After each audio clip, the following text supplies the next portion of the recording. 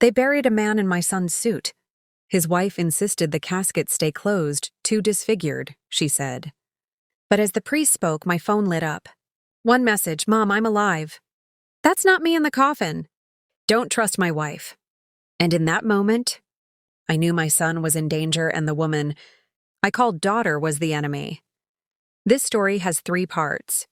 And this is just the beginning. Subscribe now and hit the bell so you don't miss the next chapters. Grief is a thief.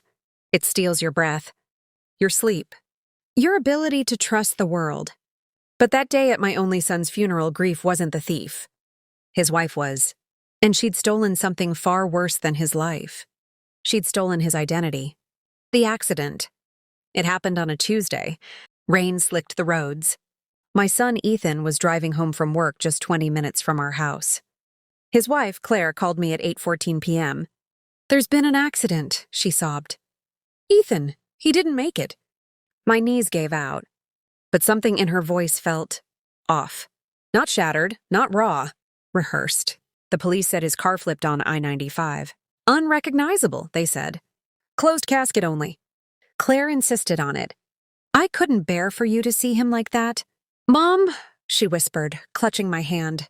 He was so handsome. Let him stay that way. I nodded through tears. But that night I couldn't sleep. Because Ethan never drove that route. He took the back roads to avoid traffic. And his last text to me, sent at 7:03 p.m., said, leaving work early. Surprise for you tomorrow. No accident. No panic. Just love. The funeral. The funeral was small. Just family. Claire's parents. A few coworkers. Claire wore black lace, her face hidden behind a veil.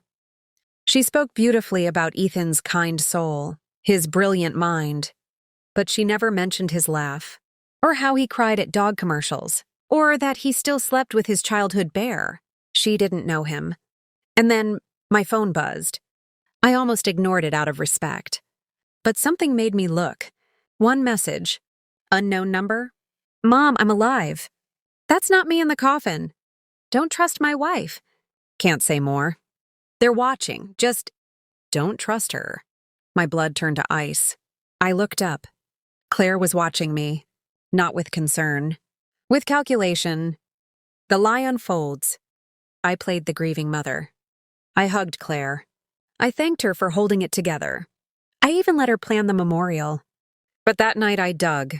Ethan's phone was lost in the crash. His laptop? Destroyed. His safe deposit box? Claire had closed it per his will. Except Ethan never wrote a will. I called his best friend, Marcus. He was scared, Mrs. Lane, Marcus whispered. Said Claire was hiding something. Money troubles. He found out she'd been transferring funds to an offshore account. When? The day before the accident. My hand shook. Then I checked the coroner's report. No dental records matched. No fingerprints taken. Just visual ID by spouse. Claire had declared him dead with no proof. The hidden clue. Ethan was smart. He knew Claire was dangerous. Before the funeral, he'd mailed me a package to my sister's house, not mine. Inside, a burner phone, a USB drive, a note. If I disappear, watch the security footage from June 12th. Love you, Mom. I plugged in the drive. It was footage from their home security system. June 12th, 2:17 a.m. Claire arguing with a man in a suit. He's getting suspicious, she hissed. Then stage the accident, the man said. Make it look real. Once he's gone, the life insurance clears and the company is yours. The man turned. It was Claire's father. They weren't just stealing money. They were erasing Ethan to take his tech startup Nexacore, valued at $80 million. And the body in the casket? A homeless man Claire paid $5,000 to overdose. The rescue. I knew Ethan was alive. But where? Then I remembered. Ethan owned a cabin in Vermont deeded under my name, so Claire wouldn't find it. I drove through the night. He was there thin, bruised, but alive. She drugged me, he said, voice raw. Told everyone I was suicidal. When I woke up in a motel, my face was bandaged. They'd planned to find my body after the overdose, but I escaped. He'd been hiding for 11 days. Too scared to call. Too scared to trust anyone. Until he saw the funeral livestream and saw me, his mom, standing alone in the rain. So he risked one text. The trap. We didn't go to the police. Claire's father had connections. Instead, we set a trap. I called Claire sobbing. I found Ethan's journal. He suspected you. I'm going to the police. She panicked.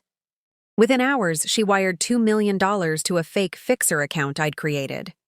Then we called the FBI. The evidence was overwhelming.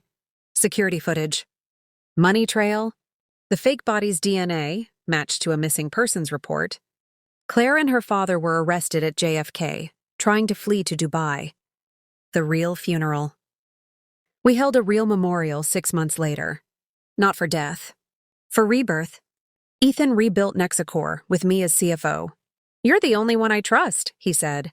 Claire got 18 years. Her father, life, and me? I visit the cemetery sometimes. Not to mourn, but to stand at that empty grave and whisper, you tried to bury my son. But mothers? We dig deeper. Part 1 ends here. 2 more parts coming soon. Subscribe and hit the bell so you don't miss them.